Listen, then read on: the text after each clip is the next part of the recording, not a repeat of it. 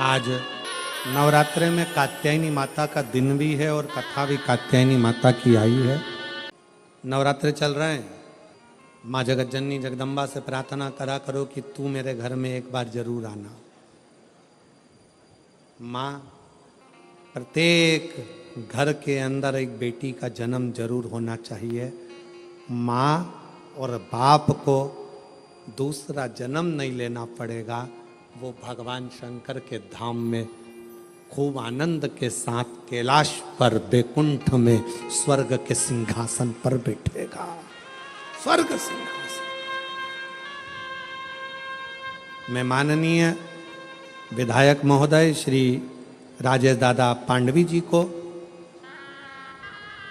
जब पहले दिन की कथा में पांडवी जी आए, बेटी उनके साथ में थी, पूजन कर रही थी बेटी भी, देखकर मुझे बहुत खुशी हुई। बहुत ऐसा लग रहा था जैसे शंकर भगवान अशोक सुंदरी के साथ बैठकर आराधना कर रहे हों, शिव की स्तुति कर रहे हैं। मैं पांडवी जी को इसका लिए धन्यवाद देता हूं। साधुता साधु प्रसन्न हुई।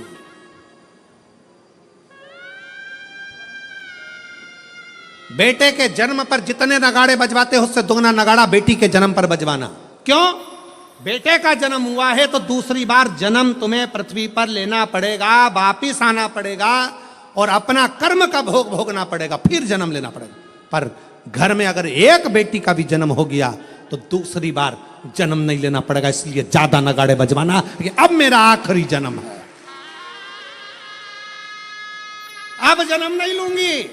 अगर बेटी का घर में जन्म हो गया तो अब जन्म नहीं लूंगी। बहारो फूल बरसा मेरे घर बेटी आई है, मेरे घर बेटी आई है।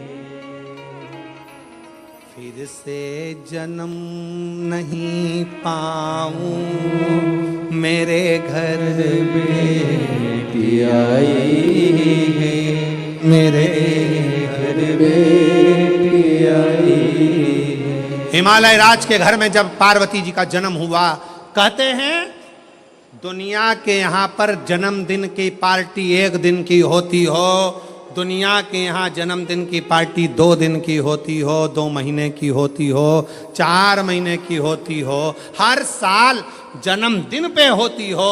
हिमालय राज के यहाँ जब तक पार्वती जी का कन्यादान नहीं हो गया तब तक रोज पार्वती जी के जन्म का उत्सव मनता था। प्रतिदिन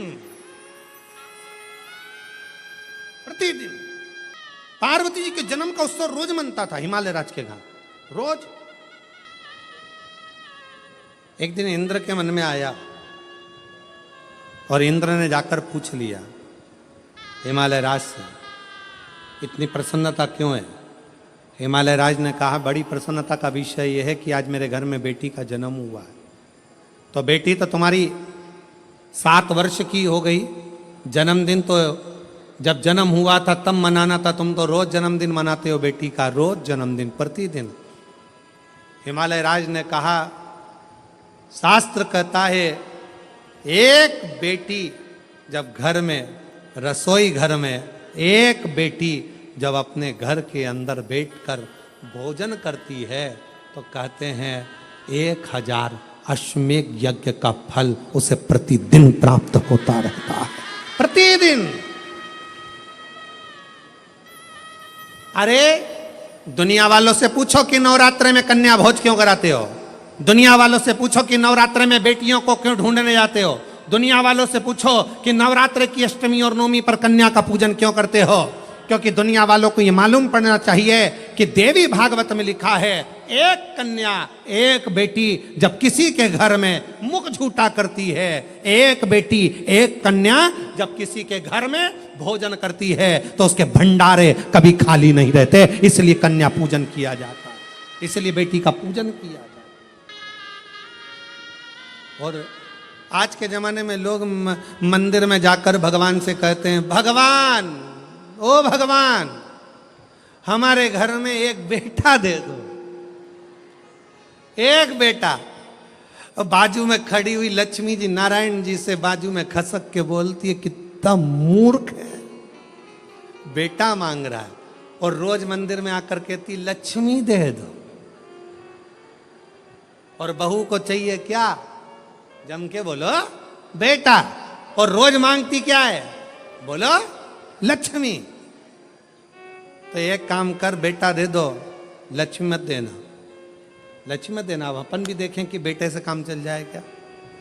और मालूम पड़े बेटा हो गया 32 साल का, माँ के पूरे बाल सफेद उड़ गए, सफेद। उनसे पूछो काय का टेंशन? इसको कोई लक्ष्मी नहीं मिल रही है, इसकी शादी कर, इसको कोई मिल रही, इसकी शादी कर। लक्ष्मी जी से कहा आप जाओ ना, इसके घर में शादी करना है बेटे की, कोई लक्ष्मी। तो इसने मांगा ही था कि मेरे को बेटा दे दो, बेटा दे दो। लक्ष्मी नहीं मांगी थी, बेटा मांगा था। तो कोई तो इसके घर में शादी करेगा। तो कहाँ करेगी? आएगी।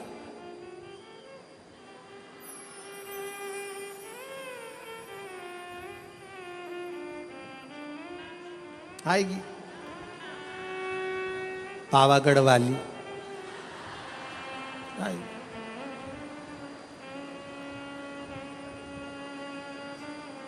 तुलजा आई, इसके घर में आई,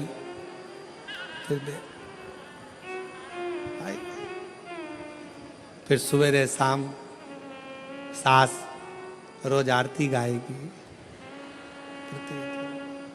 अम्बे तू है जगदम्बे काली, जे दुर्गे सहादा वाली, तेरे ही गुण गाए भारती। हो मैया हम सब उतारे तेरी आरती। तेरे घर के सास ससुर पे बीड़ पड़ गई गड़ी है मारी, पति देव पर ऐसे टूटे जैसे सिंह सवारी। अरियो बच्चों को धोने वाली, सुबह शाम चिल्लाने वाली। क्यों चिल्ला चोट करे? देखे फिर कहा ये रोती। अरे मांगा क्या था? अरे खुश होना है। जितने लोग शिव महापुराण की कथा को श्रवण कर रहे हो, तुम्हारे घर में बेटी ने जन्म लिया है, तो खूब नगाड़े बजाकर खुश होना। अगला जन्म नहीं, अगला जन्म शिव के चरण में होगा, शंकर के चरण। छूट गए जन्म और मरण के प्रपंच से, छूट गए। शिव पुराण कर रही है, भगवान शंकर का चरित्र कर रहा है। कात्यायन ऋषि ने पूछा कि मुझे जन्म मरण के प्रपंच से छूटना है, क्या करा जाए? शंकर भगवान ने कहा तुम्हारे घर में अगर बेटी का जन्म होगा, तुम जन्म और मृत्यु के प्रपंच से छूट जाओगे। स्कंद पुराण का नागर खंड कहता है, कात्यायन ऋषि ने माँ पार्वती जी से कहा अब कुछ भी हो, मेरे घर में अगर बेटी का जन्म हो तो निवेदन है माँ दुर्गा, हे माँ आद्यशक्ति, हे माँ भवानी, हे माँ पार्वती, आप मेरे घर में बेटी के रूप में जन्म लो। और कात्यायन ऋषि के घर में माँ कात्यायनी के रूप में जन्म हो गया। कात्यायनी, बोल कात्यायनी माता की। कात्यायन ऋषि के यहाँ कात्यायनी माता का जन्म हो गया, कात्यायनी माता का प्रागट्य हो गया, कात्यायनी माता की स्मरणता, कात्यायनी माता का भजन, कात्यायनी माता की कीर्ति। कात्यायनी माता बाल्य अवस्था से ही भगवान शिव की आराधना में लीन रहती है। कात्यायन ऋषि उनको देखते हैं, देखते। और जब कहते हैं महिषासुर का वध करने वाली भी वही कात्यायनी है, वही कात्यायनी।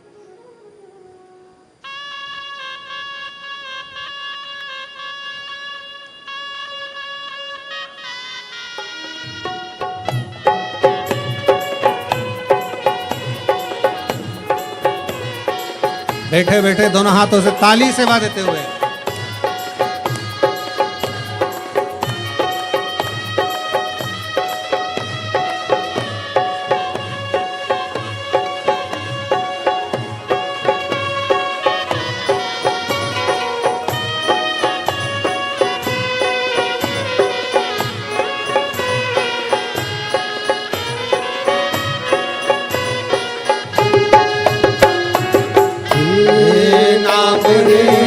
सबसे बड़ा तेरा नाम। शेरों वाली ऊंचे डेरों वाली बिगड़े बना दे काम नाम रे, ये नाम रे सबसे बड़ा तेरा नाम। ओ शेरों वाली दोनों हाथों से डेरों वाली बिगड़े बना दे मेरे काम नाम रे।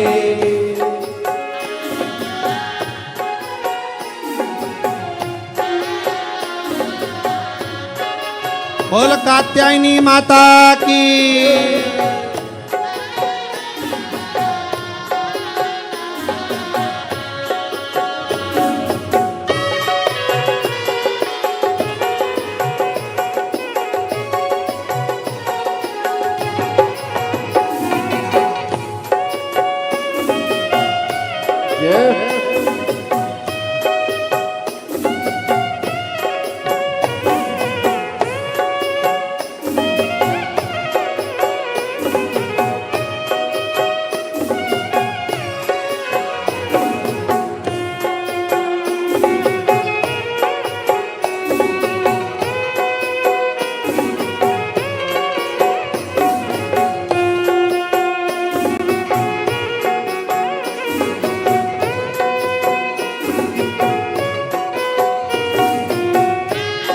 कठिन पले ऐसी घड़ी है विपदा आने पड़ी है, तू ही दिखा बे रास्ता ये दुनिया रास्ता रोके खड़ी। मेरा जीवन बना एक संग्राम। ओ शेरों वाली ऊंचे डेरों वाली बिगड़े बना दे काम नाम रे, हे नाम रे सबसे बड़ा तेरा नाम। ओ शेरों वाली ऊंचे डेरों वाली बिगड़े बना दे काम नाम रे।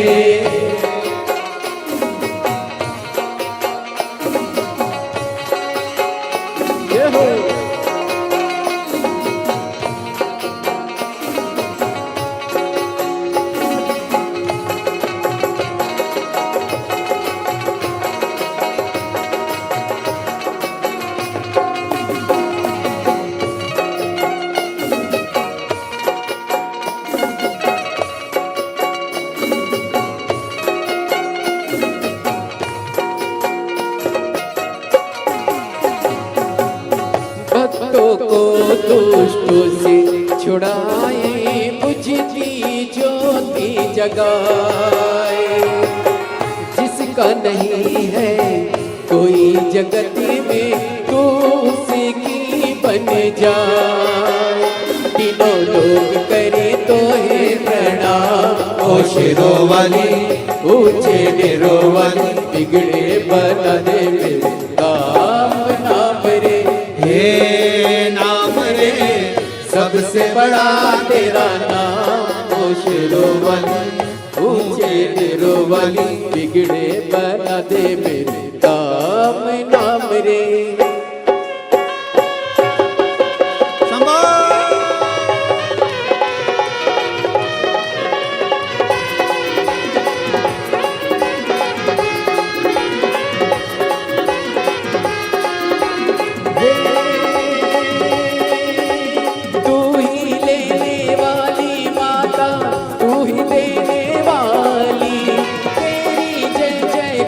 करूं मैं बंद झोली खाली, बंद झोली खाली। काम सफल हो मेरा तेरे सावरदा, तेरे बल से हो जाए निर्बल भी बलवान मां, निर्बल भी बलवान। बीच भंवर में डोल रही है, पार लगा दे नैया। जय जगदम्बे अष्ट भवानी, अम्बे गौरी मैया माँ, अम्बे गौरी मैया माँ, अम्बे गौरी मैया। हे नाम सबसे बड़ा तेरा नाम। शेरों वाली ऊंचे डेरों वाली बिगड़े बना दे मेरे काम ना मेरे। हे नाम रे सबसे बड़ा तेरा नाम, ओ शेरों वाली ऊंचे तेरो वाली बिगड़े बना दे मेरे काम ना मेरे। हार हार बोल कात्यायनी माता की। अपने स्थान पर बैठकर भगवान शिव जी से अपने मन का भाव बड़े आनंद के साथ हृदय से दिल से प्रार्थना करिए। जहाँ जगह मिले वहाँ बैठकर बाबा को अपने मन का भाव हृदय से प्रार्थना।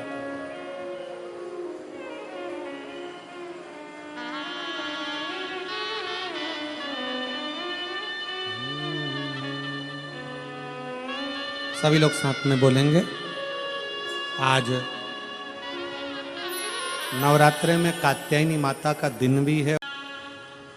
श्री शिवाय नमस्तु, श्री शिवाय नमस्तु, श्री शिवाय नमस्तु, श्री शिवाय नमस्तु,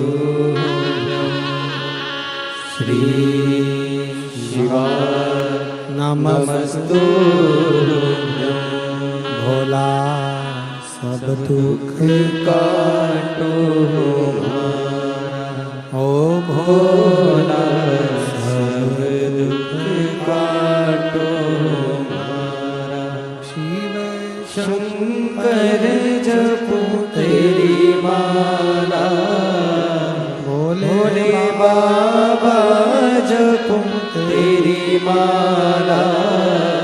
भोला सब दुख काटो ओ भोला सब दुख काटो। वेश है मंगल मंगलकारी, वेश है मंगल मंगलकारी। शमशान वासी हमारा, शमशान वासी हमारा। भोला सब दुख काटो हमारा, भोला सब दुख काटो हमारा।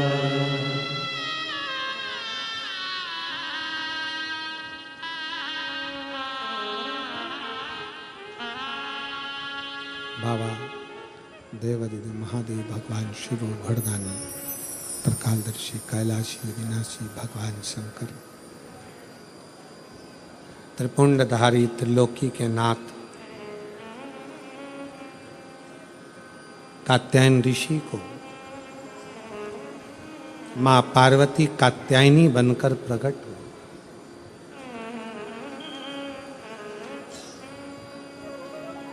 बहुत सारे सूत्र माता कात्यायनी ने संसार सागर के लोगों को दिए हैं। बहुत से अपन सारे सूत्रों की बात तो नहीं करेंगे, पर दो सूत्र माता कात्यायनी ने जो दिए हैं उसका स्मरण करें। दो सूत्र कहा,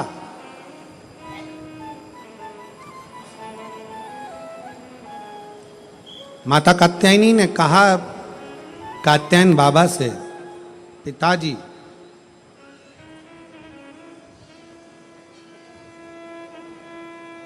एक नारी का जीवन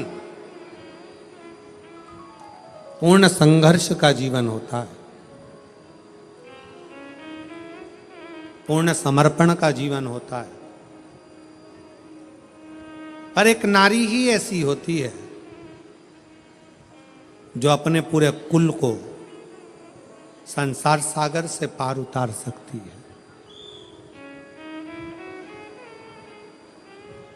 पर वही नारी यदि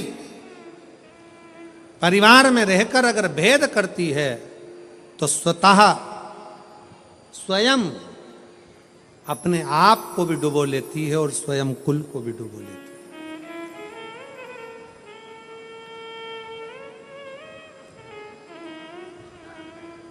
ध्यान देना,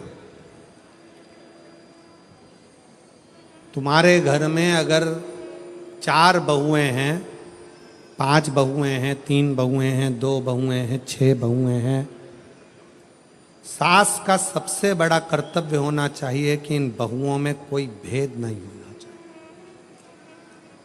कोई भेद, मेरी बड़ी अच्छी कि छोटी अच्छी कि मंजली अच्छी कि संजली अच्छी, मेरी बड़ी बहू ज्यादा अच्छी है कि छोटी बहू ज्यादा अच्छी है।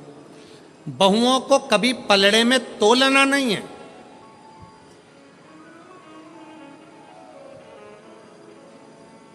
जिस घर की सास बहुओं को पलड़े में तोल लेती है कि मेरी ये अच्छी है कि ये बुरी है कि ये अच्छी कि वो बुरी, उस सास का बुढ़ापा आखिरी में रोते रोते निकलता है। कभी मत तो 4 बहुएं चारों अच्छी हैं, 3 बहुएं तीनों अच्छी हैं, 5 बहू पांचों अच्छी हैं, 2 बहू दोनों अच्छी हैं, कभी ना तो। आपकी दृष्टि में रखो, मेरी बड़ी बहू मुझे सम्मान दे रही है, छोटी बहू सम्मान दे रही है, मंजली बहू सम्मान दे रही है, आपकी दृष्टि में हो।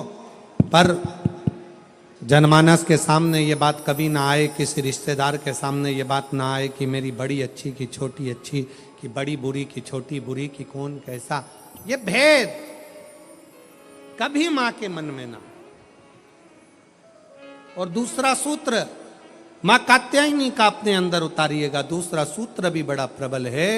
मां कात्यायनी अपने पिता कात्यायन जी से कहती हैं, पिताजी, एक लड़की अपने 2 कुल को तारती है, एक मायके का दूसरा ससुराल का, पर एक लड़की के लिए सबसे बड़ी जरूरत की उसकी बुद्धि में ये चित्त में होना चाहिए कि जितना चिंता वो अपने मायके की करती है उससे 1.5 गुनी ज्यादा चिंता उसको अपने ससुराल की भी होना चाहिए।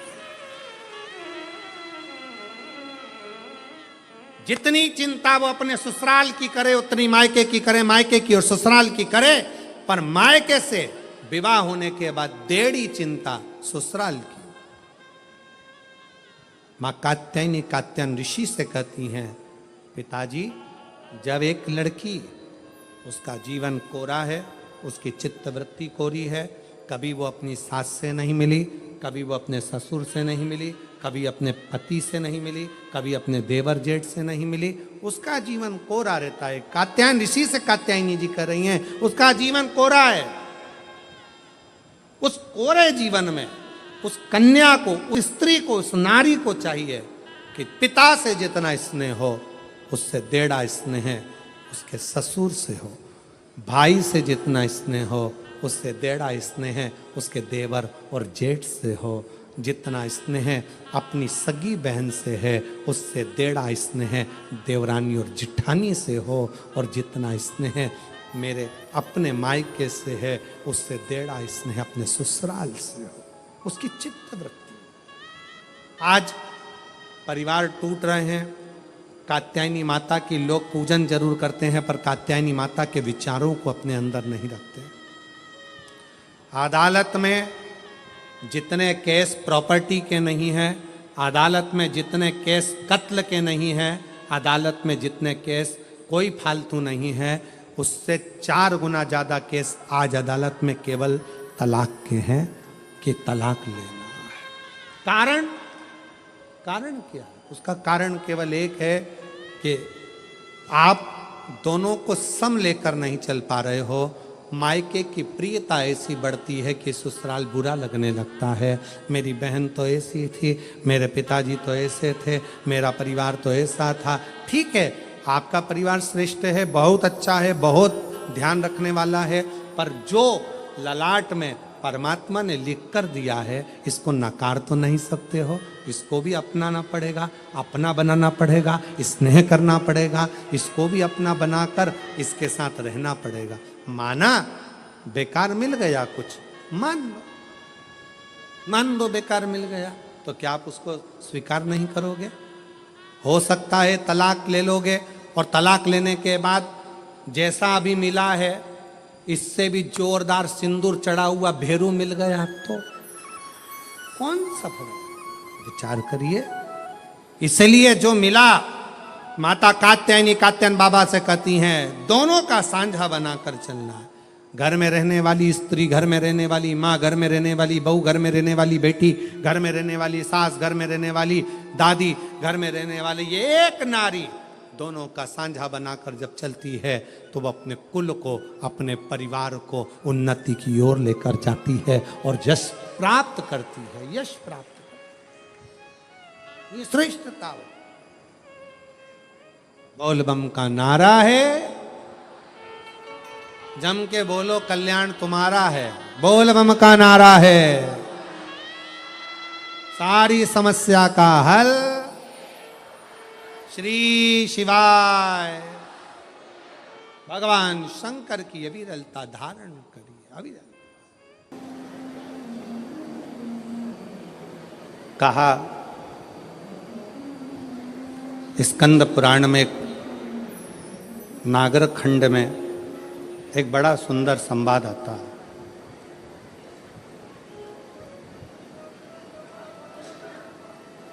कात्यायन ऋषि का।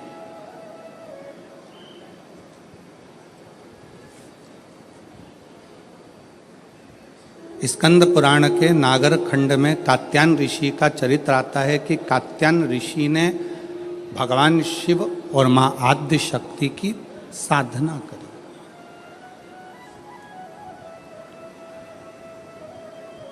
पूछा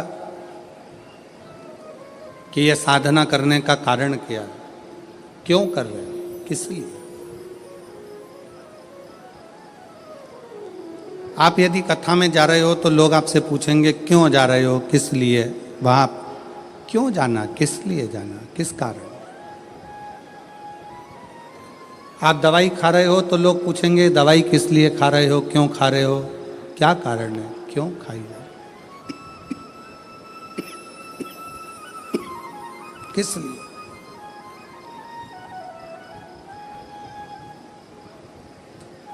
तो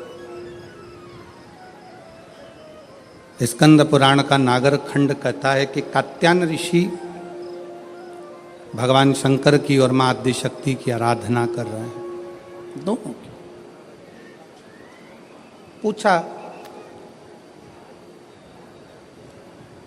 देव ऋषि नारद ने आकर पूछा कि कात्यायन जी आप क्यों आराधना कर रहे हो, किस लिए?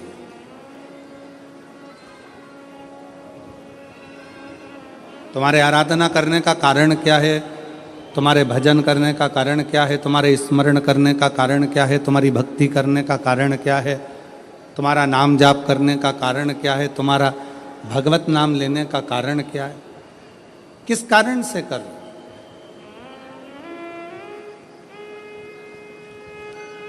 कात्यायन ऋषि बोले कि मैं बार बार जन्म ले रहा हूँ, फिर मर रहा हूँ, फिर जन्म ले रहा हूँ, फिर मर रहा हूँ, फिर मेरे प्राण छूट रहे हैं, फिर जन्म ले रहा हूँ। ऐसा करते करते मेरे ना जाने कितने कितने जन्म निकल गए, पर मेरी गति नहीं हो पाई।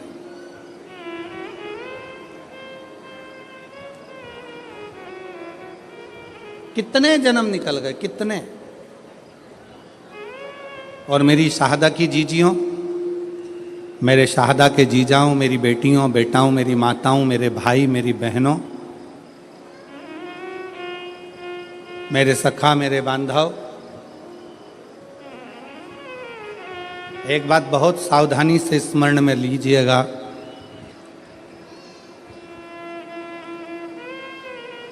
शिव महापुराण की कथा सुनने की उमंग तुम्हारे दिल में, भगवान शंकर की कथा सुनने का उत्साह तुम्हारे दिल में, भगवान शंकर की कथा में पहुंचने की उमंग, उत्साह अगर तुम्हारे दिल में आया है तो समझ लेना कि अब हम बार बार जन्म नहीं लेंगे और बार बार मृत्यु के प्रपंच में नहीं पड़ेंगे।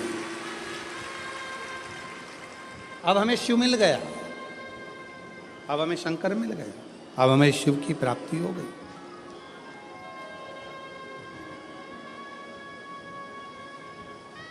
प्यार किसको कहते हैं, प्रेम किसको कहते हैं?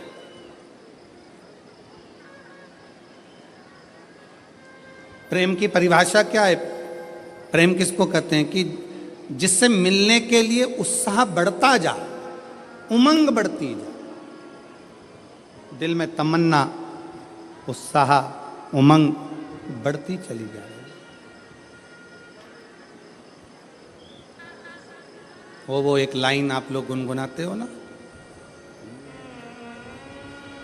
कि तुझसे मिलने के लिए तेरी कसम,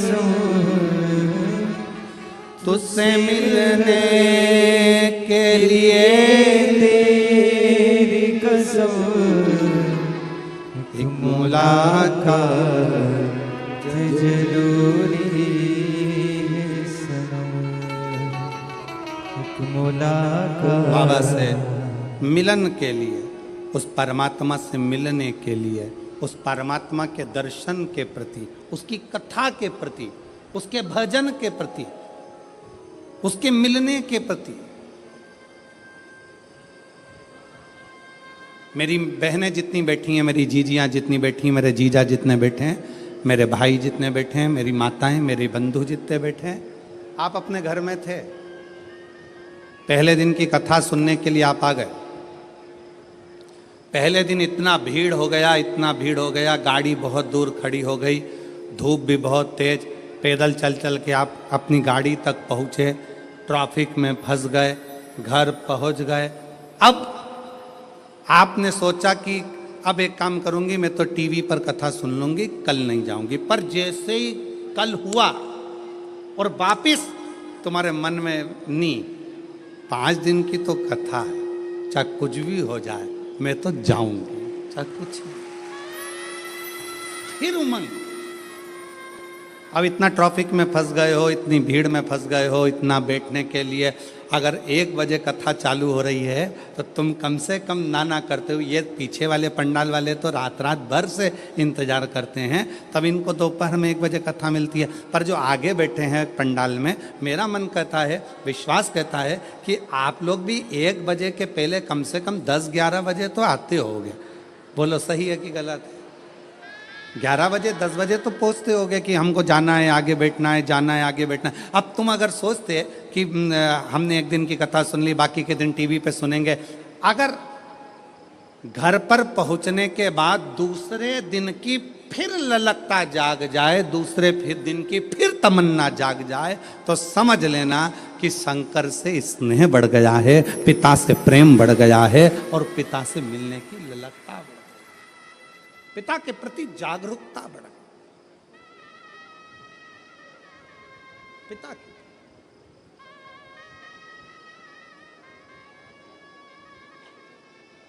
उससे मिलन की आस बढ़ गई, उससे मिलन की।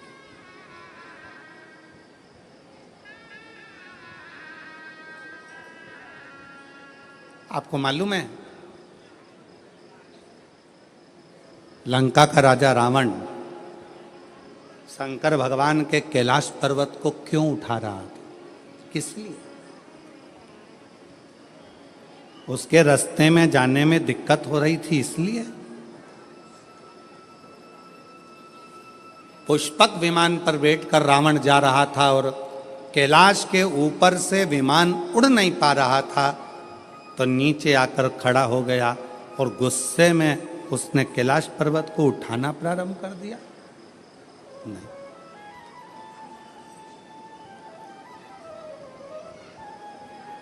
क्यों उठाना? रावण को क्या पड़ी थी जो कैलाश पर्वत को उठाने में लग गया? रावण को क्या पड़ी थी जो भगवान शंकर के शिवलिंग को लेकर लंका में जा रहा है और भगवान शिव के शिवलिंग में वजन बड़ा भूमि पर रखा, बाबा बैद्यनाथ के रूप में स्थापित हो गया? क्या पड़ी थी?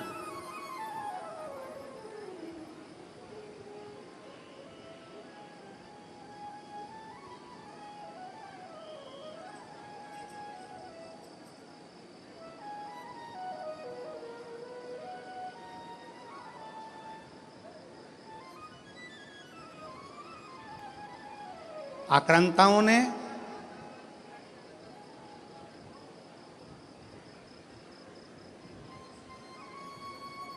इन विधर्मियों ने सबसे ज्यादा अगर कोई मंदिर तोड़े हैं तो शंकर जी के तोड़े।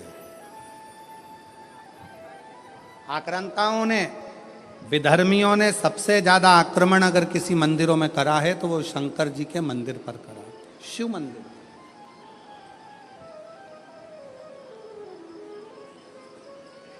कभी विचार करिएगा, कभी स्मरण करिएगा आप, विचार करिएगा आप कि रावण में ऐसा क्या था कि रावण भगवान शंकर के कैलाश पर्वत को उठाने में लग गया, भगवान शंकर के शिवलिंग को ले जाने में लग गया। आखिर वो कैलाश पर्वत में, वो शिवलिंग में ऐसा क्या है जिसको वो उठाना चाहता है, जिसको वो उठा, क्या है?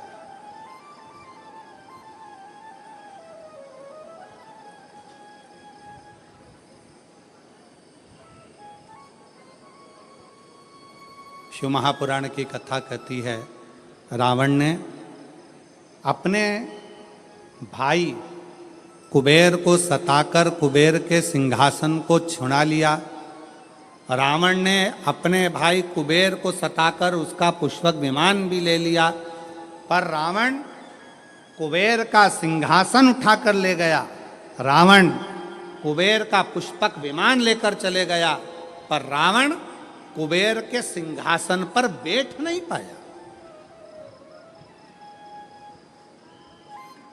रावण कुबेर के सिंहासन पर, कुबेर की गादी पर बैठ नहीं सका, बैठ नहीं पाया।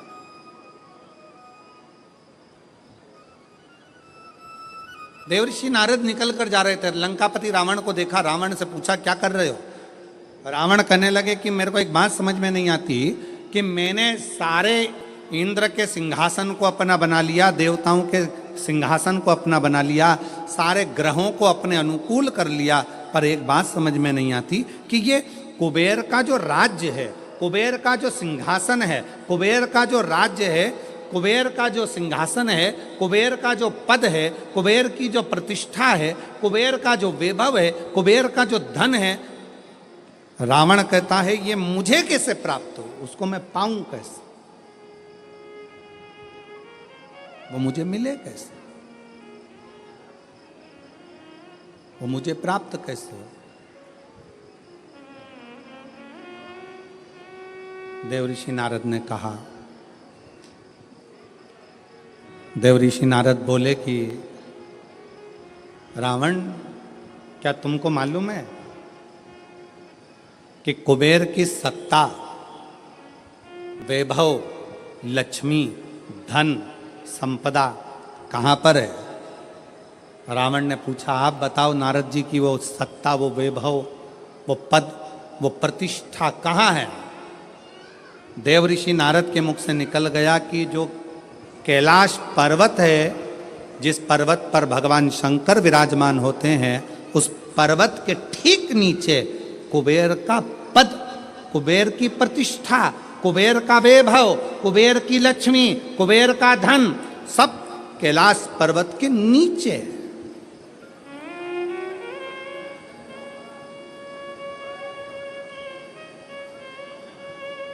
और एक बात बहुत सावधानी से स्मरण करिएगा, आप सबसे निवेदन है, जितने आस्था चैनल पर कथा सुन रहे हैं, जितने फेसबुक पर कथा सुन रहे हैं, जितने यूट्यूब पर कथा सुन रहे हैं, और जितने इस पवित्र प्रांगण के अंदर बैठकर कथा सुन रहे हैं, आप सबसे निवेदन करेंगे कि कुबेर का पद, कुबेर का वैभव, कुबेर की प्रतिष्ठा, कुबेर का धन, कुबेर की लक्ष्मी सारी की सारी कैलाश पर्वत के नीचे है, अर्थात शंकर भगवान के चरणों में, शंकर भगवान के नीचे ये सारा धन, वैभव, प्रतिष्ठा सब दबी पड़ी हुई है।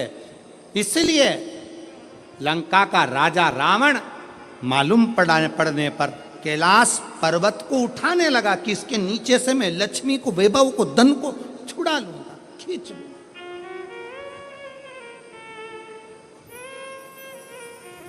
पर वो मिलता नहीं है, पर वो प्राप्त नहीं हुआ, पर वो मिला नहीं।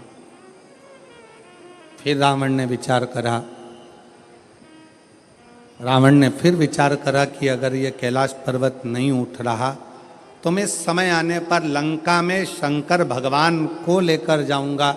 शिवलिंग लेकर जाने लगा तो भी वो शिवलिंग आखिरी में इतना बोझ हो गया, इतना वजन हो गया कि उसको भूमि पर रख दिया, ले जा नहीं सका। मेरी जीजियों, एक बात याद रखना, शंकर भगवान के चरणों में, भगवान शंकर के नीचे, भगवान शंकर के शिवलिंग के नीचे, भगवान शंकर के मंदिर में, शिवालय में, देवालय में, शिव महापुराण में, शंकर के चरणों में स्वयं वैभव, स्वयं लक्ष्मी, स्वयं धन, स्वयं प्रतिष्ठा सदा विराजमान रहती है। जब हम एक लोटा जल शंकर जी को चढ़ाते हैं, उस जल पर हाथ लगाकर थोड़ा सा जल उसमें से झेल कर लाते हैं, अपने घर के दरवाजे पर, दुकान पर, व्यापार पर, व्यवसाय पर, अपने वाहन पर जब हम वो जल छूटते हैं, उस जल को हम छिड़कते हैं, तो ये मान कर चलना कि आज नहीं तो कल एक ना एक दिन ऐसा आएगा कि भगवान के नीचे की चरण की वो लक्ष्मी तुम्हारे घर में प्रवेश जरूर करेगी और एक दिन तुम धनपति वैभवपति बनोगे।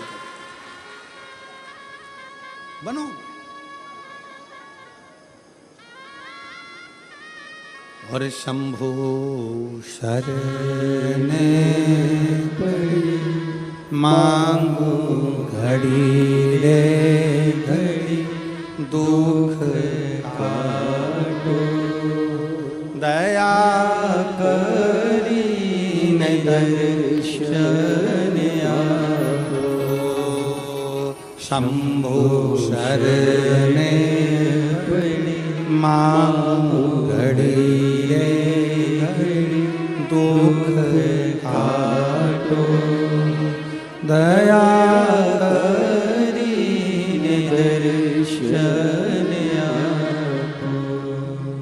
शिव जी को एक लोटा जल चढ़ाना मतलब अपने दुख को समाप्त करना और सुख की राह खोल देना, ये शिव महापुराण की कथा कहती है। एक लोटा जल हमारे दुख को समाप्त करता है और सुख का मार्ग खोल देता।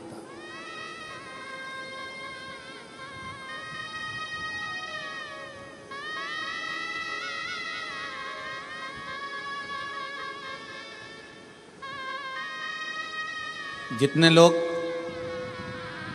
यहाँ आज लगभग 5 लाख से ऊपर शिव भक्त यहाँ पर बैठे हुए हैं। पंडालों की कैपेसिटी से ज़्यादा भरे पड़े, जितने अंदर उससे ज़्यादा बाहर अपना अपना चादर छाता लगा लगा कर लोग बैठे हुए हैं। कुछ गाड़ी के अंदर बैठकर कोई कहीं, कोई पेड़ों की छाँव में, कोई बिल्डिंगों की छाँव में, जहाँ तहाँ लोग बैठे।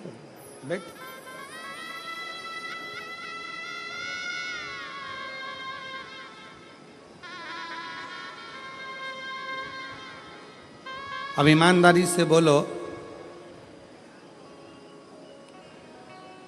अगर मेरा बाबा तुमको कुछ नहीं देता तो तुम इतने लाखों की संख्या में शहादा आते क्या?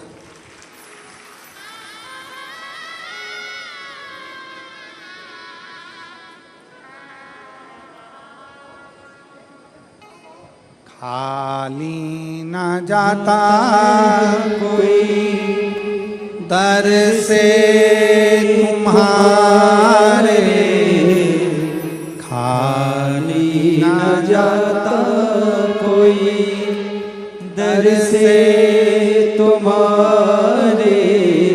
मैं भी खड़ी हूँ नदी पावे फंसा, अपने हृदय से लगा लो,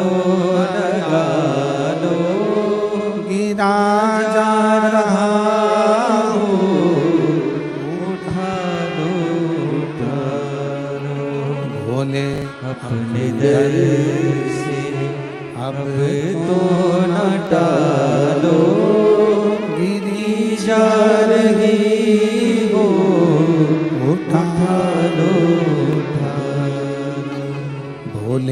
अपने दर से अब तो न टालो, गिरा जा रहा हो, उठा लो उठा लो। अगर भगवान भोलेनाथ नहीं देते तो यहाँ कौन आता, कौन आता? कृपा की ना होती जो आदत तुम्हारी, तो सुनी ही रहती अदालत तुम्हारी। जो गरीबों के दिल में जगह तुम ना पाते, तो किस दिल में होती इबादत तुम्हारी। ये तुम्हारी ही कृपा है, तुम्हारी।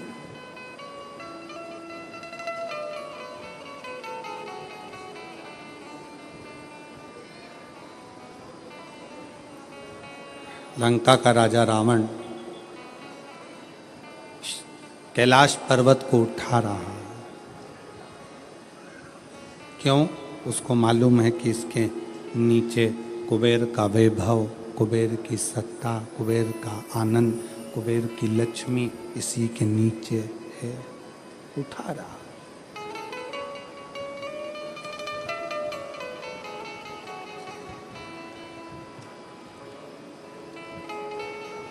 उठा नहीं कैलाश पर्वत, हिला नहीं कैलाश पर्वत, उठ ही नहीं पाया कैलाश पर्वत, नहीं हिला।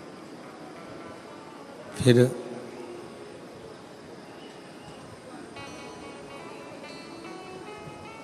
हार गया। जब नहीं उठा, हाथ दब गया, हार गया।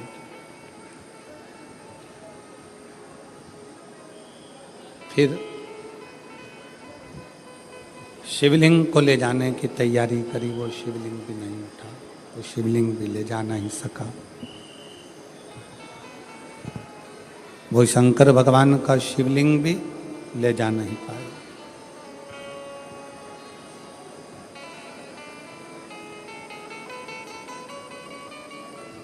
इन हाथों की रकीलें अगर गलत हैं, ज्योतिषी आचार्य ने कह दिया कि ये रेखाएं तुम्हारी गड़बड़ हैं, ये रेखाएं गलत हैं, तो इन हाथों में जल का भरा हुआ एक लोटा पकड़ाओ। इस हाथों से शिव जी को जल चढ़ाना प्रारंभ करो। इन हाथों से शिव मंदिर में सफाई करना प्रारंभ करो। हाथों की रकीलें धीरे धीरे सुलझना प्रारंभ हो जाएगी और तुम्हारा जीवन श्रेष्ठ होता चलेगा, जीवन श्रेष्ठ होगा। ये भाग्य की रेखाओं में, ये भाग्य की रेखाओं में अगर कुछ गलत लिखा गया है, इसको शिव मंदिर में, शिवालय में, भगवान शंकर के चरणों में इस मस्तक को झुकाना प्रारंभ करें।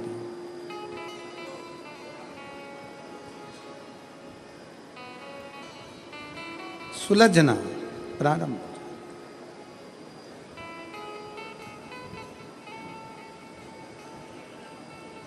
पर उसमें सबसे मूल है अपने मन का संयम।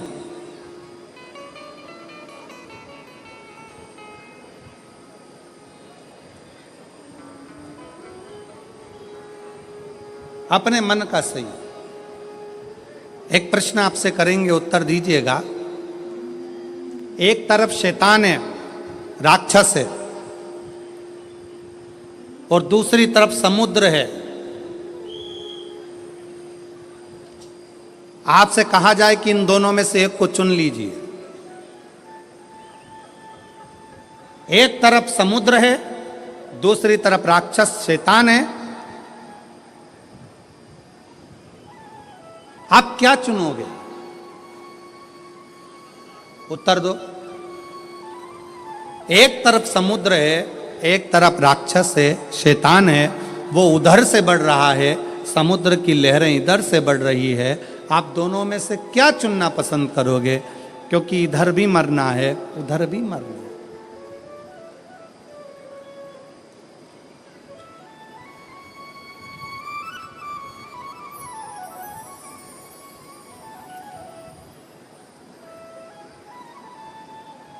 क्या चुनूं?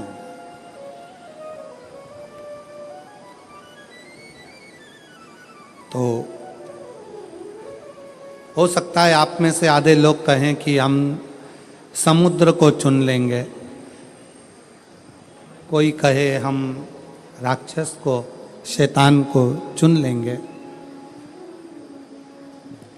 पर शिव महापुराण की कथा कहती है कि समुद्र कितना गहरा है ये आपको मालूम नहीं है, पर वो राक्षस, वो शैतान कैसा है ये आपको मालूम है।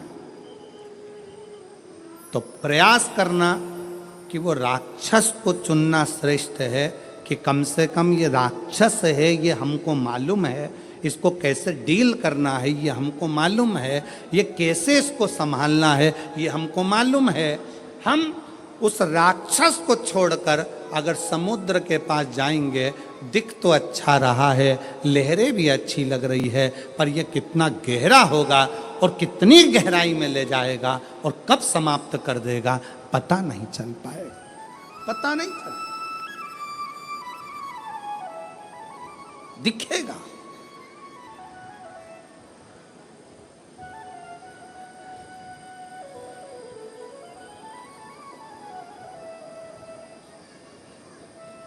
एक बहुत अच्छी कथा आती है। एक गांव का व्यक्ति अपना गांव छोड़ रहा है। क्यों? उसकी फैक्ट्री थी, बिक गई,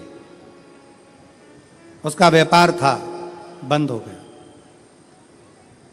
परिवार वाले भी उसको चोट दे दी, परेशान कर दिया।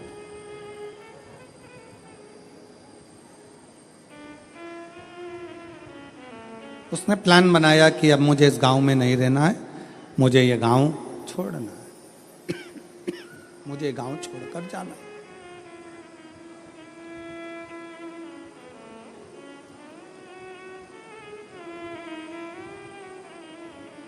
पूरा फैक्ट्री बेच दिया, घर बेच दिया, जमीन बेच दी, सब कुछ बेचकर धन एकत्रित करा, घोड़े पर बैठ गया, घोड़े पर बैठकर और सब बेचकर परेशान होकर वहां से चल दिया।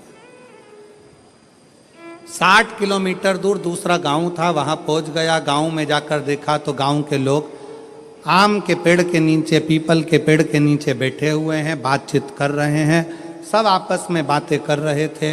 इस व्यक्ति ने अपना घोड़ा रोका, घोड़ा रोककर नीचे उतरकर उनके पास जाकर बैठा और बैठकर उसने पूछा, भैया एक बात पूछना चाहता हूं, क्या आप मुझे बताओगे? बोलो क्या बात पूछना है, क्या पूछना चाहते हो? भैया ये बताओ यहां के लोग कैसे?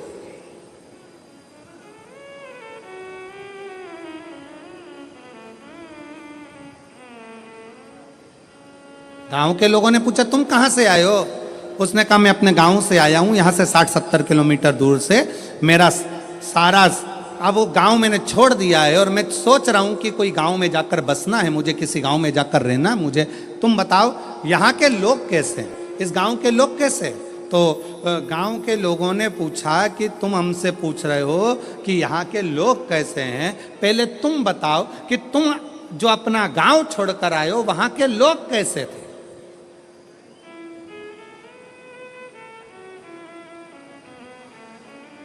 उस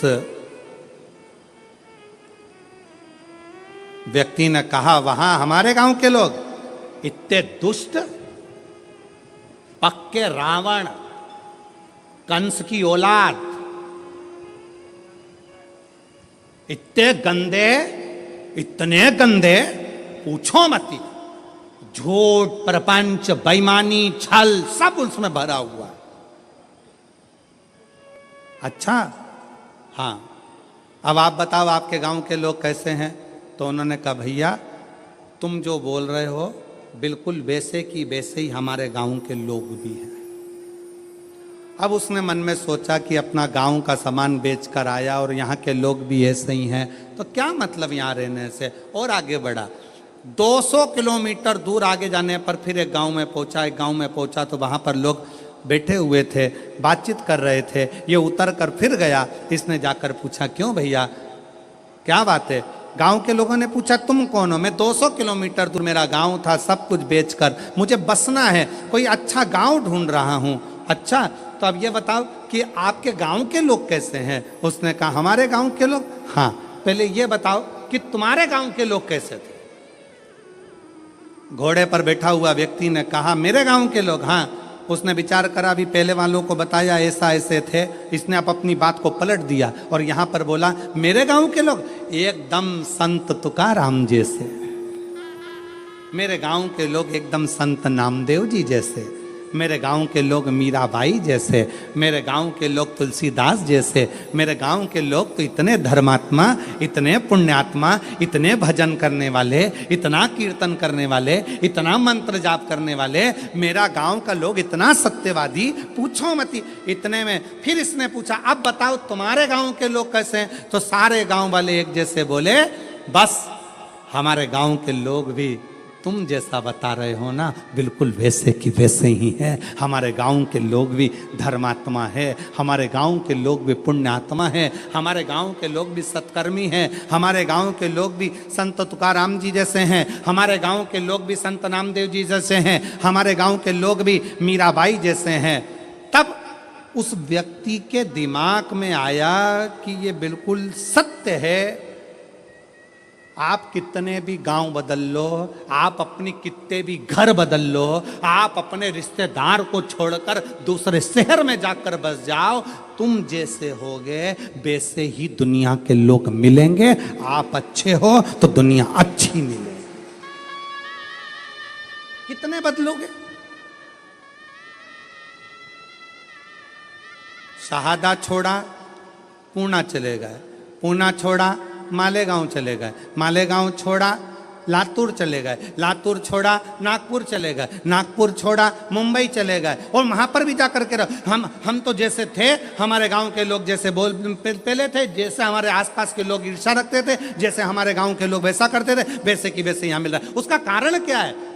ना शहादा बुरा है, ना मालेगांव बुरा है, ना पुणे बुरा है, ना नागपुर बुरा है, ना भोपाल बुरा है, ना इंदौर बुरा है। बुरा कौन है?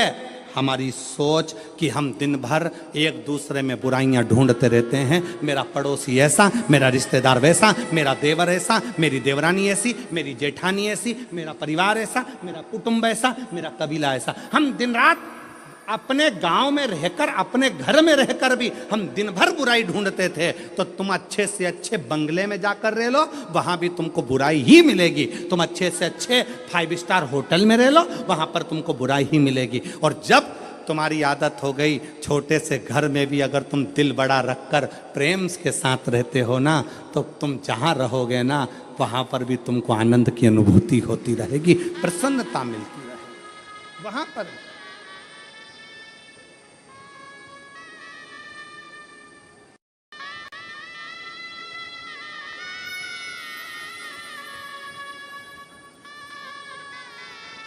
वो कहते जो जैसी भावना लाया वो वैसा ही फल पाया, जो जैसी भावना लाया वो वैसा ही फल पाया।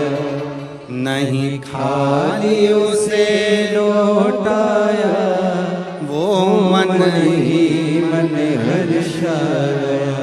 और कर दिया माला माल काशी वाले ने, लुटा दिया भंडार काशी वाले ने, लुटा दिया भंडार काशी वाले। जिस भावना से, जैसी सोच लेकर, जैसा विचार रखकर, जैसा व्यवहार रखकर आप आओगे वैसे। कल कथा में कहा था दुनिया की निगाह में ये केवल कथा का पंडाल है।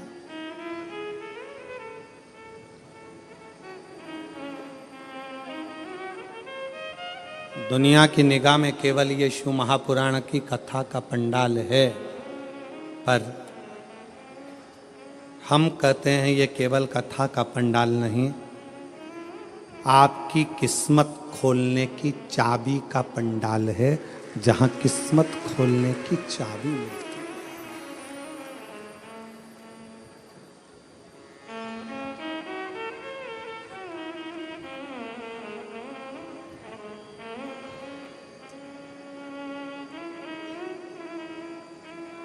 और मुझे तेरा ही सहारा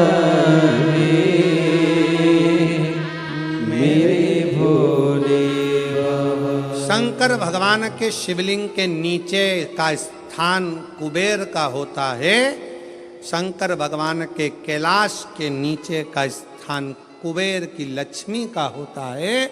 इसलिए प्रत्येक शिवालय में तुम्हारे घर में अगर छोटा सा भी शंकर का शिवलिंग है, तुम्हारे घर में अगर छोटा सा भी मट्टी का, पत्थर का, लकड़ी का, पीतल का, तांबे का, स्फटिक का, पारद का, जिसका भी तुम्हारे घर में अगर छोटा सा भी अगर शिवलिंग है, तो तुम्हारे घर में जहां शिवलिंग रखाता है, समझ लेना वहां लक्ष्मी बढ़ती चली जाती है, लक्ष्मी कम नहीं हो सकती, बढ़ेगी।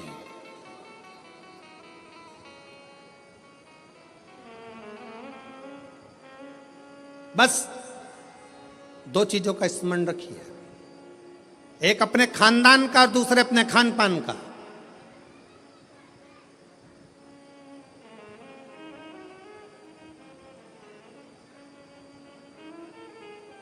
आपको मालूम है, जब अंग्रेजों ने भारत पर हुकूमत करी है, तो उन्होंने विचार करा सबसे पहले कि करा क्या जाए, भारत के लोगों को अपना गुलाम कैसे बनाया जाए। तो उन्होंने सबसे पहला प्रयास करा कि इनके खानदान मिटाए जाएं। जो राजसी खानदान थे, जितने जितने राजा हुआ करते थे, उन राजाओं के रजवाड़ों को, उन राजाओं के घरानों को तोड़ने का प्रयास किया गया। पहले खानदान तोड़े हैं, और जब राजाओं के खानदान नहीं टूट पाए, जब राजघराने नहीं टूट पाए, फिर इन्होंने खान पान तोड़ा। खान पान क्या? गलत तरह का भोजन विदेश से बुलाते थे और भारत के लोगों को वो गलत तरह का भोजन कराते थे। भारत में रहने वाला सनातनी कभी भी नॉनवेज छूता नहीं था। भारत में रहने वाला भारतीय सनातनी कभी भी मांस का सेवन नहीं करता था, गलत व्यसन का सेवन नहीं करता था। वो तो ये अंग्रेजों ने तुमको गुलाम बनाने के लिए जब खानदान नहीं तोड़ पाए तो खान पान को तोड़ा है, तुम्हारे खाने का तरीका बदल दिया, तुम्हें वेज से नॉन वेज बना दिया, तुम्हें ले जाकर गलत भोजन में लगा दिया, गलत भोज।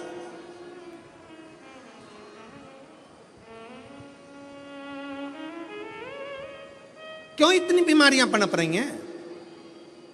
इतनी बीमारियां होने का कारण क्या है? और देखो, प्रकृति अपना रंग दिखाती है। जिन जिन देशों में जिंदा जिंदा जीवों को तलकर तड़फा कर मारते हैं, उन देशों की हालत आज देख लो कि ऐसा भूकंप आया कि बिल्डिंगें धाती चली गई, और कितने लाख, कितने लोग उस बिल्डिंग में दब दब के मर गए। लोगों को मालूम तक नहीं है कि कितने मर गए, कितने मरे।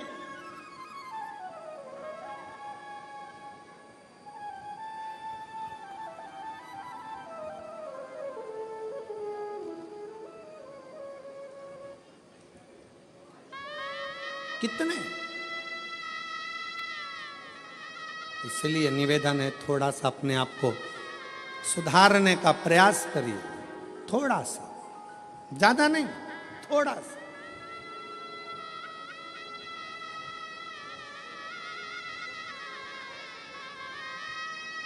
जो गलती हो गई,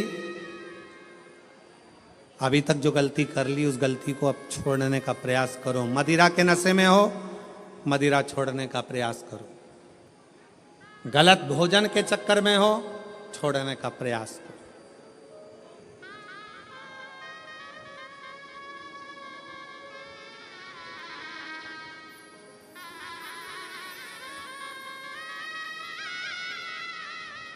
हम कहेंगे तो थोड़ा सा लोगों को बुरा लगेगा, पर सत्यता है जब उम्र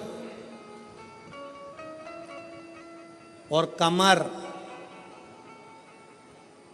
उम्र और कमर जब 40 की हो जाए या 40 से पार हो जाए तो भोजन मत बढ़ाओ, भजन बढ़ाओ, भोजन को कम करते जाओ।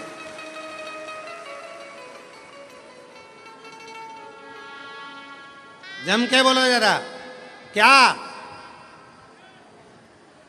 उम्र और, अरे अरे अच्छे से बोलो, उम्र और कमर जब 40 की हो जाए तो भोजन की मात्रा नहीं बढ़ाना है, भजन की मात्रा बढ़ाना है। भोजन की मात्रा कम करो और भजन की मात्रा को बढ़ाते चलो, बढ़ाते चलो। विठल विठल विठला, बढ़ा।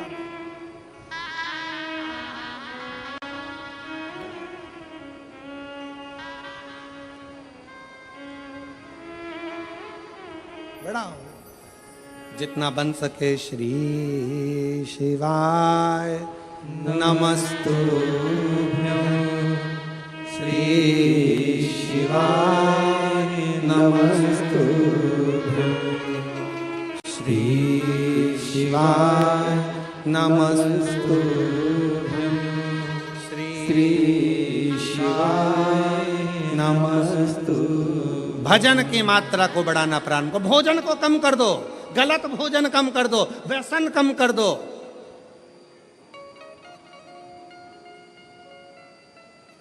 गलत विचार कम कर दो, गलत सोच कम कर दो।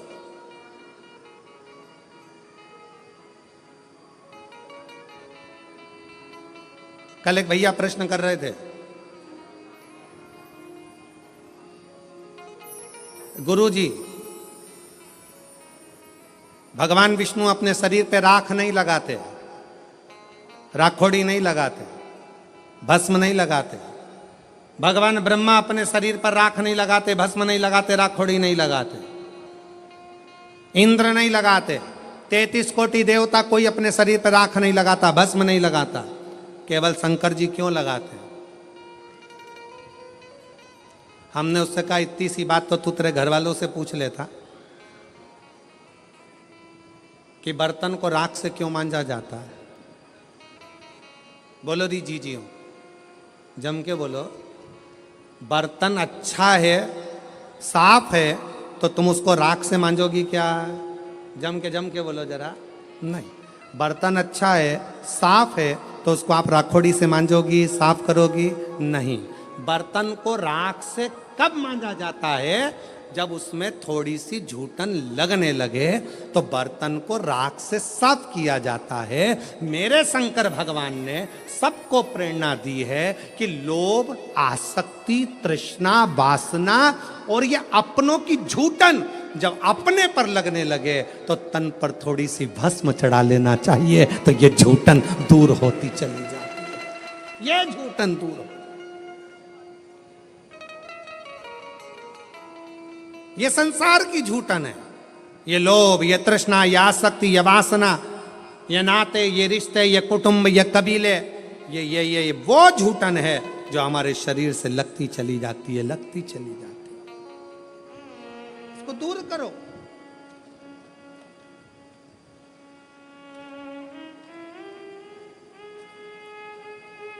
अच्छा अच्छा ट्यूब लगाओगे ना, क्रीम, अच्छा अच्छा खूब सारा सारा पाउडर, क्रीम, और वो नीले कलर का ऐसा, और लाइन, और फिर उसमें डब्बा, फिर वो माला के वो धागा, एक नहीं दो, और फिर वो दो धागा ऐसा घुमा के, ऐसा करके, अब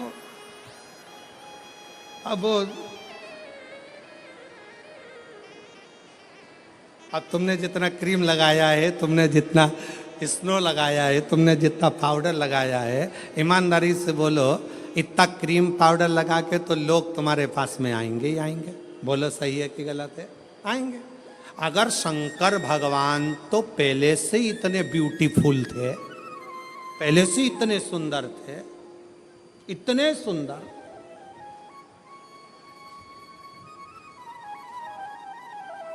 वो कहते हैं ना भोलेनाथ ब्यूटी फूल।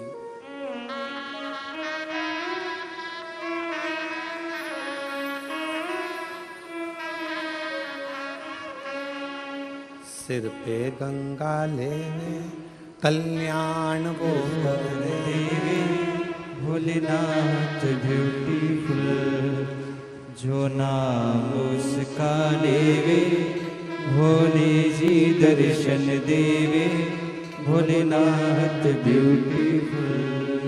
जो नाम शिव का लेवे कल्याण वो कर देवे, भोलेनाथ ब्यूटीफुल। इतने सुंदर तो शिव पहले से। और अगर भगवान शंकर मालूम पड़े और थोड़ा बहुत पेंटिंग पेंटिंग करके बैठ जाते तो ईमानदारी से बोलो 33 कोटि देवताओं के यहाँ जितनी देवियां हैं वो सब शंकर भगवान के चरणों के सम्मुख में बैठी रह जाती। सारी देवियां, सारी देवियां। शंकर भगवान ने कहा मुझे अपने पास में किसी को नहीं रखना, ज्यादा सुंदर रहूंगा लोग आएंगे, इसलिए शंकर भगवान ने भस्म को अपने तन पर धारण कर लिया कि यह संसार झूठा, ये परिवार झूठा, ये कुटुंब झूठा, ये नाते रिश्ते झूठे, ये सब झूठ है। इसलिए झूठन को दूर करने के लिए जैसे बर्तन पर राख लगी हो तो वो बर्तन पर लगी राख झूठन साफ कर देती है। मेरे शिव कहते हैं तन पर चढ़ी हुई भस्म इस संसार के झूठे लोगों को दूर कर देती है, झूठे लोगों को।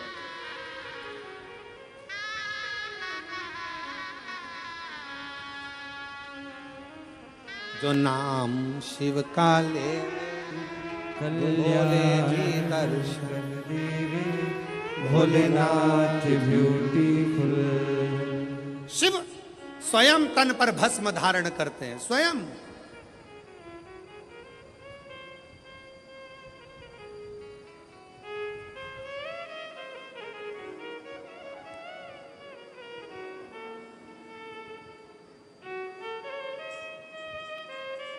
अगर कोई तुमसे कहे शंकर जी का भजन करने वाले को शंकर भगवान विरक्त बना देते हैं, कोई तुमसे कहे शंकर जी के भजन करने वाले को शंकर भगवान अकेला दूर एकांत में ले जाकर बिठा देते हैं, तो सब झूठ समझना। शंकर भगवान स्वयं भजन करते हैं तो पार्वती को पास में रखते हैं, शंकर भगवान स्वयं भजन करते हैं तो गणेश जी को पास रखते हैं, शंकर भगवान स्वयं भजन करते हैं तो कार्तिकेय को पास करते हैं।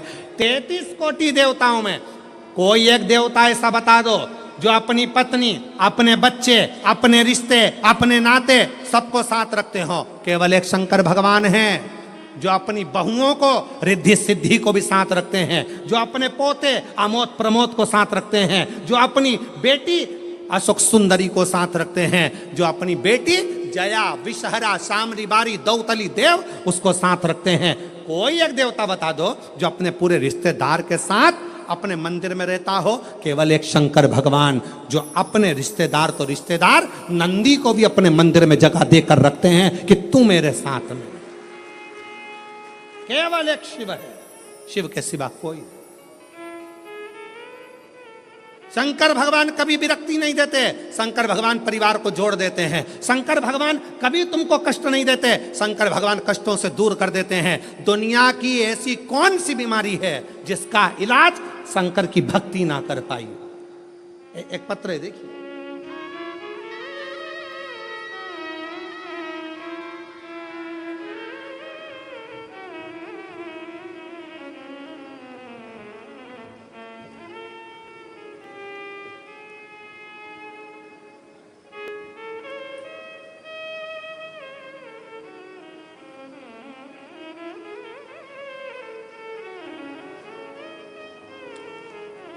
मेरा नाम गायत्री केशव केदारे है। मेरा मोबाइल नंबर ये है, गांव तेम्बाहरा, अकोला, महाराष्ट्र की रहने वाली हूँ। कहीं हो बैठी हो तो हाथ हिला सकती हैं, और बैठी हो तो बेलपत्र लेने के लिए आ सकती हैं। गायत्री केशव कन्हारे, मोबाइल नंबर ये, तुम्हारा गांव, अकोला, महाराष्ट्र। मैं श्री शिवाय नमस्तुभ्यम, मेरा नाम गायत्री केशव केदारे है। 2019 से परीक्षा दे रही हूं एमपीएससी की, तैयारी कर रही हूं, पर मेरा सिलेक्शन नहीं हो रहा। तब पहली बार अपने रिश्तेदारों के कहने पर मैंने टीवी पर आपके बारे में सुना, और मैंने शंकर जी की 1 लोटा जल चढ़ाना प्रारंभ किया। रोज मंदिर जाती, बाबा को जल चढ़ाती, रोज जल चढ़ा कर आती। अभिषेक करने गई, शिव जी का कथा श्रवण करी, बाबा को विनय करा, और आज बाबा की ऐसी कृपा हुई गुरुदेव, मैंने नंदुरबार में बाबा की कृपा से दर्शन किया, और दर्शन करने के बाद वहीं पंडाल में बाबा से प्रार्थना करी कि बाबा कुछ भी हो, मेरी एमपीएससी की परीक्षा उत्तीर्ण हो जाए और मेरा सिलेक्शन हो जाए और मेरी सरकारी जॉब लग जाए। आज बाबा की कृपा से मैं बाबा को धन्यवाद देने के लिए आई हूँ कि मेरा सिलेक्शन हो गया और मैंने उत्तीर्णता प्राप्त कर ली। बाबा को धन्यवाद देने के लिए मैं यहाँ पहुँची हूँ।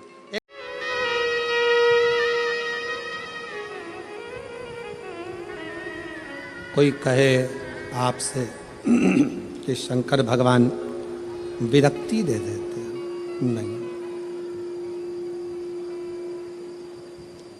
शिव तोड़ते नहीं हैं, शिव जोड़ते हैं, जोड़ते हैं।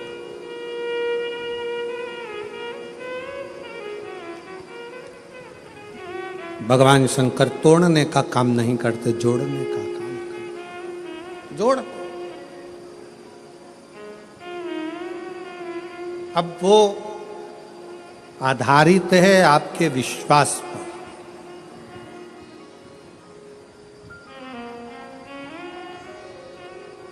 वो आधारित है आपके भरोसे पर, वो आधारित है आपकी दृढ़ता पर।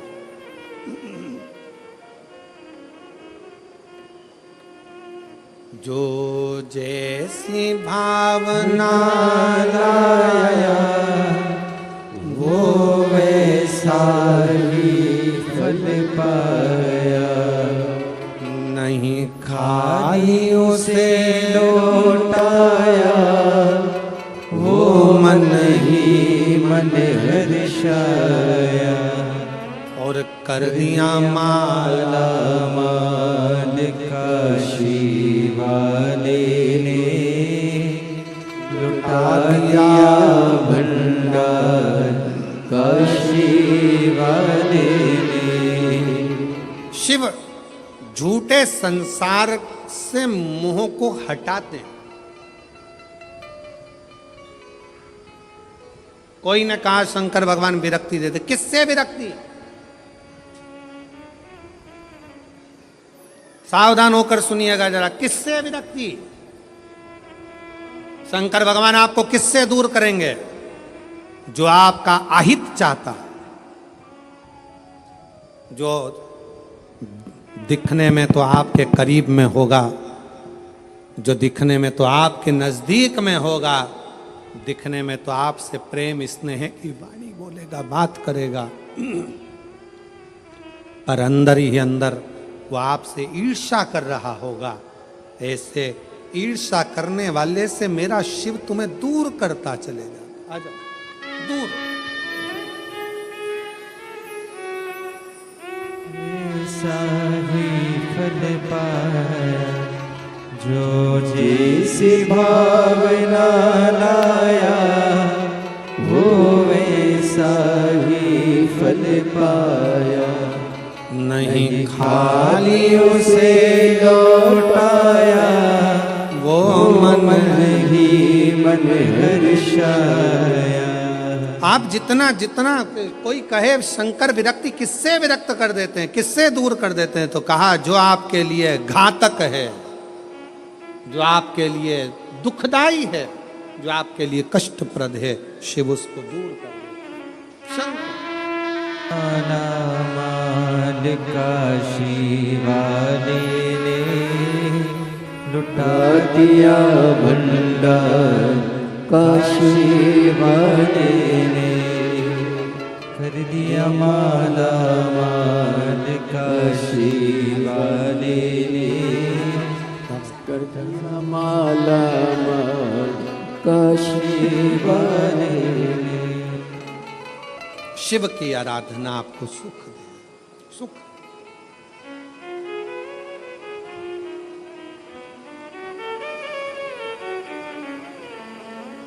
इसलिए भाव से, दिल से, कब से खड़े हैं झोली पसार, क्यों ना सुने तू मेरी पुकार।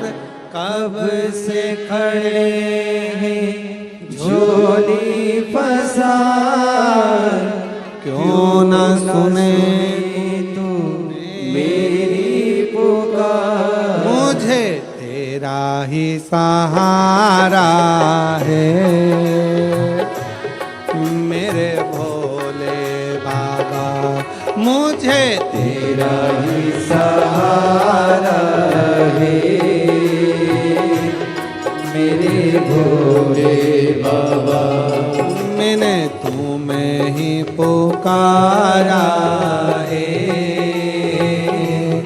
मेरे भोले बाबा, मैंने तुम्हें ही पुकारा है मेरे भोले बाबा।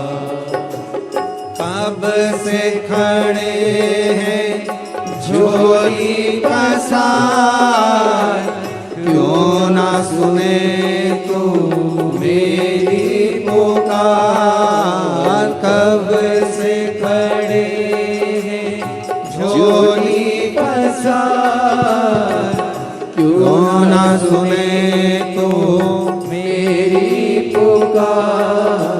ओ कब से खड़े हैं झोली पसार, क्यों ना सुने तू मेरी पुकार। कब से खड़े हैं झोली पसार। प्रेशर बोलो, प्रेशर गाने वालों का भी, इसका भी।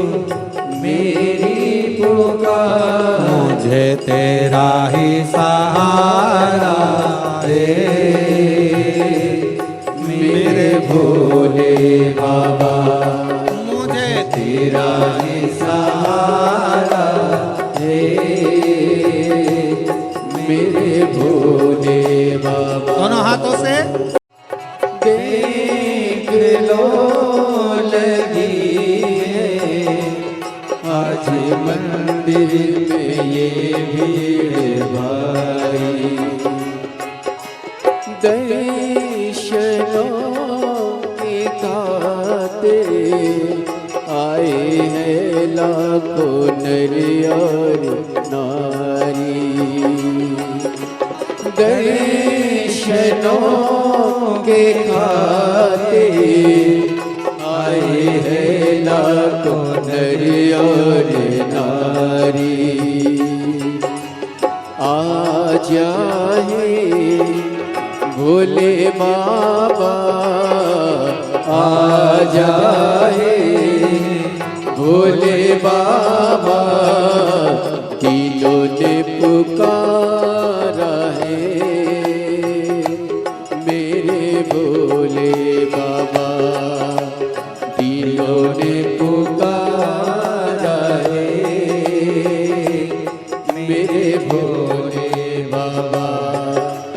कब से खड़े हैं झोली पसार, क्यों न सुने तो मेरी पुकार।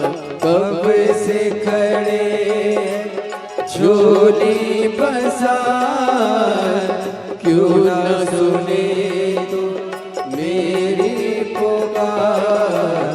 तेरा ही सहारा है मेरे भोले बाबा।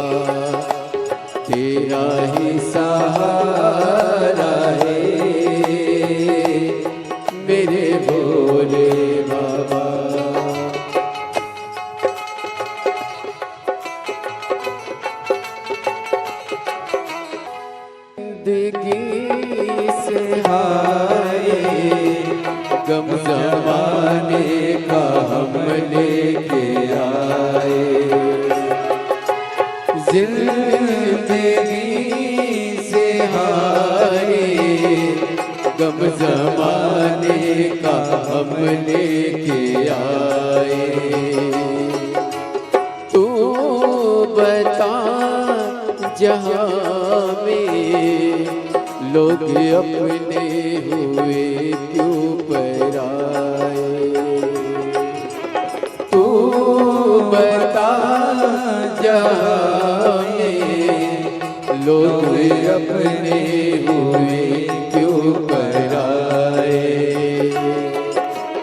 तेरे सिवा दुनिया में, तेरे सिवा दुनिया में कोई ना हमारा है।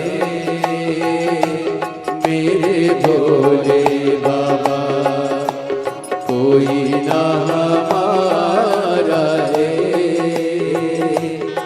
मेरे भोले बाबा कब से खड़े हैं झोली पसार, क्यों न सुने तू मेरी पुकार।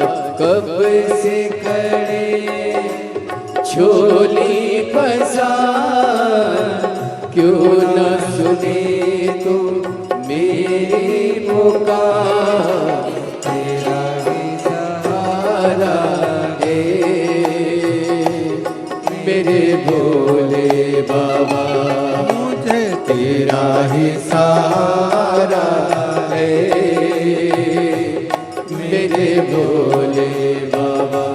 मैंने तुम्हें ही पुकारा है मेरे भोले बाबा। मैंने तुम्हें ही पुकारा है मेरे भोले बाबा। मैंने तुम्हें ही पुकारा है मेरे भोले बाबा। मैंने तुम्हें ही पुकारा है मेरे भोले बाबा।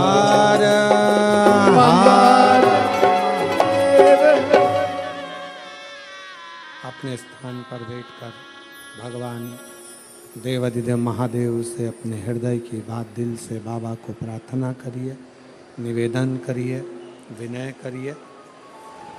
बाबा को अपना हृदय का भाव व्यक्त करिए। जहाँ जगह मिले वहाँ बैठकर भगवान शिव जी को अपने मन का भाव कहिए, हृदय से अपनी बातों को कहिए और दिल से बाबा को प्रार्थना करिए, विनय करिए, निवेदन करिए।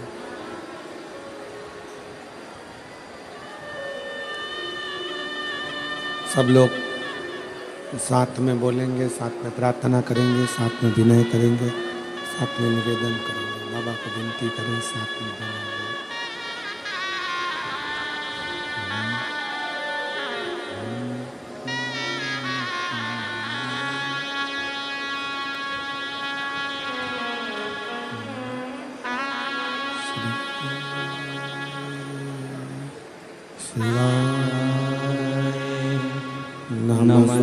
नमस्तुभ्यं श्री शिवाय। नमस्तुभ्यं श्री शिवाय। नमस्तुभ्यं श्री शिवाय। नमस्तुभ्यं श्री शिवाय। नमस्तुभ्यं भोला सब दुख काटो मारा। ओम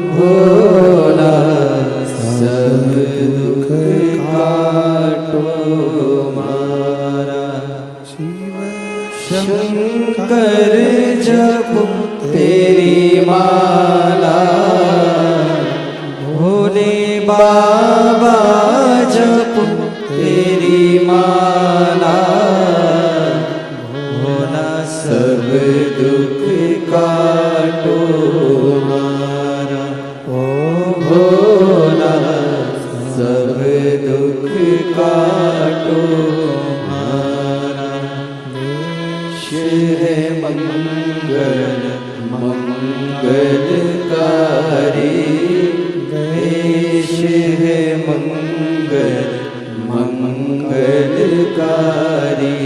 शमशाने वासी हमारा, शमशाने वासी हमारा। ओ भोला सब दुख काटो मारा। ओ भोला सब दुख काटो मारा।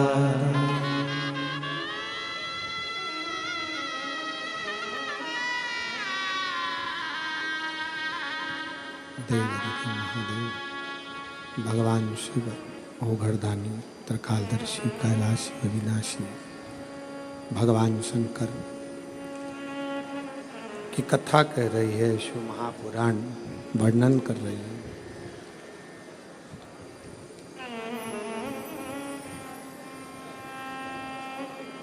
शिव अपने नजदीक में जो गलत गलत लोग रहते हैं उनको मेरा शंकर भगवान दूर करते चले जाता है।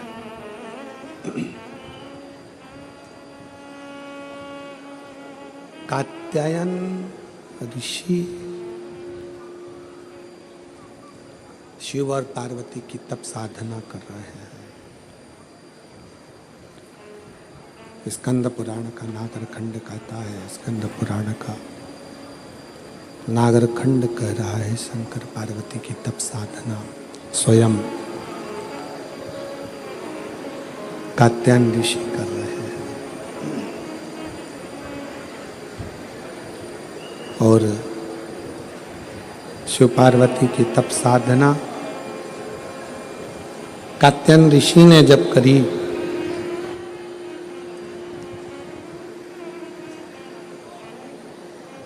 माता पार्वती और भगवान शंकर दोनों ने कात्यायन ऋषि को दर्शन दिया।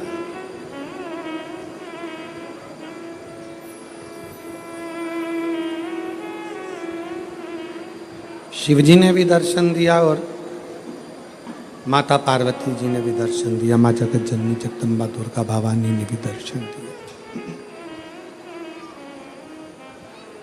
दोनों ने दर्शन दिया। पूछा क्या चाहिए तुमको, क्या दिया जाए, क्या प्रदान किया जाए, बोलो क्या देती है। कात्यायन ऋषि सबसे पहला वचन कात्यायन ऋषि ने भगवान शंकर और पार्वती जी से कहा कि मेरा ये जन्म और मरण का प्रपंच छूट जाए। स्कंद पुराण का नागरखंड रिटर्न की आवाज क्लियर करो और थोड़ा प्रेशर अंदर का बढ़ाओ। नागरखंड स्कंद पुराण का कहता है, नागरखंड वर्णन करता है स्कंद पुराण का कि कात्यायन ऋषि ने भगवान शिव जी से केवल जन्म और मरण का ये जो प्रपंच है इससे छूटना चाहा।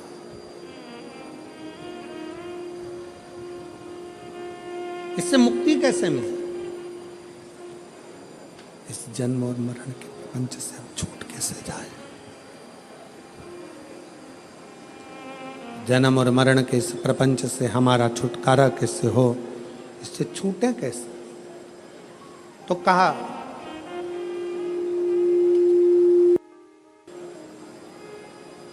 जब किसी व्यक्ति के घर में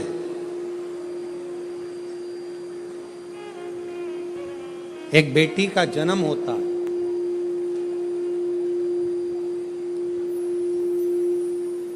और बेटी की किलकारी, बेटी के पाँव की खनक, बेटी के किलकारी पाँव की खनक, बेटी के चरण जब किसी के घर के अंदर आते हैं, और यदि शिव कृपा से, भगवान की करुणा से, भगवान की दया से माता पिता उस बेटी की परवरिश कर कर उसका कन्यादान अगर कर देते हैं, तो उस माता पिता का भी अगला जन्म नहीं होता, वो इस जन्म और मृत्यु के प्रपंच से छूट गए। अब इससे सरल क्या हो सकता है, जरा विचार करिएगा जरा। बहुत सावधानी से इस कथा का स्मरण करिएगा, बहुत ध्यान से सुनिएगा कि बड़े बड़े तपस्वी तप करने जा रहे हैं, साधना वाले साधना करने जा रहे हैं, उपासना वाले उपासना करने जा रहे हैं, व्रत वालों ने व्रत रखा, साधना वालों ने साधना करी, तपस्या वालों ने तपस्या करी, और कंदराओं में बैठकर कोई संत बन गया, कोई साधु बन गया, कोई तपस्वी बन गया, कोई साधक बन गया, कोई उपासक बन गया। किस लिए? कि हम जन्म और मरण के प्रपंच से छूट जाएं। पर शंकर भगवान ने माता पार्वती की साक्षी में कात्यायन ऋषि से कहा कि जब किसी गृहस्थी के घर में एक बेटी का जन्म होता है और उस बेटी की परवरिश जब माता पिता करते हैं, बेटी के किलकारी जिसके घर में गूंजती है और बेटी के चरण जिसके घर में पड़ते हैं, और बेटी का जब कन्यादान होता है, तब माता पिता फिर कोई जन्म नहीं लेते, वो माता पिता परमात्मा की शरणागति का सुख भोगते।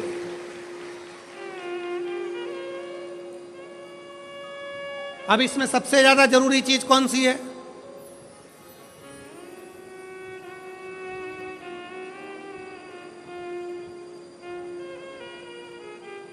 एक बहुत ध्यान देने वाला विषय है, थोड़ा ध्यान दीजिएगा। दक्ष प्रजापति के घर में 60 कन्याओं का जन्म हुआ। उसके बाद दक्ष प्रजापति भगवान से कह रहे हैं, देवी जी से कह रहे हैं, मां मेरे घर में एक लड़की और देना, एक बेटी और चाहिए मुझे। मां जगत जननी दुर्गा कहती है कि तेरे घर में बेटी कहां से आएगी, मैं खुद तेरे घर में बेटी बनकर जन्म लूंगी। सती आई। दक्ष प्रजापति ने शंकर जी का अपमान करा, दक्ष प्रजापति ने देवताओं का अपमान करा, दक्ष प्रजापति ने अपशब्द कहे, दक्ष प्रजापति ने गाली दी, दक्ष प्रजापति ने ताना दिया, दक्ष प्रजापति ने आड़ा टेढ़ा बहुत सारी बातें कही। अब दक्ष प्रजापति को तो नरक जाना था, दक्ष प्रजापति को तो नरक भोगना था। पर दक्ष प्रजापति के घर में बेटियों का जन्म हुआ था, दक्ष प्रजापति ने बेटियों का कन्यादान किया था। इसलिए शंकर भगवान का अपमान करने के बाद भी दक्ष प्रजापति नरक नहीं भोगा है।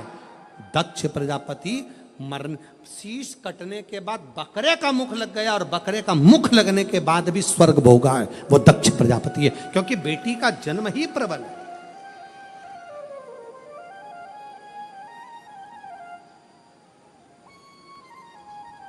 महाराज, सुखी वो नहीं जिनके घर में धन की पेटी है, सुखी वो नहीं जिनके घर में धन की पेटी है, सुखी वो हैं जिनके घर में मुस्कुराती बहू और बेटी है।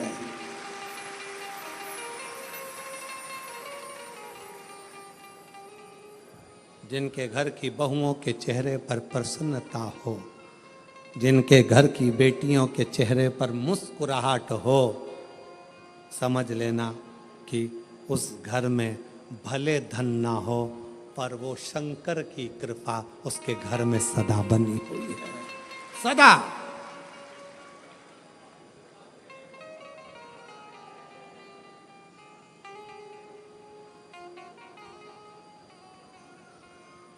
नवरात्रे चल रहे हैं,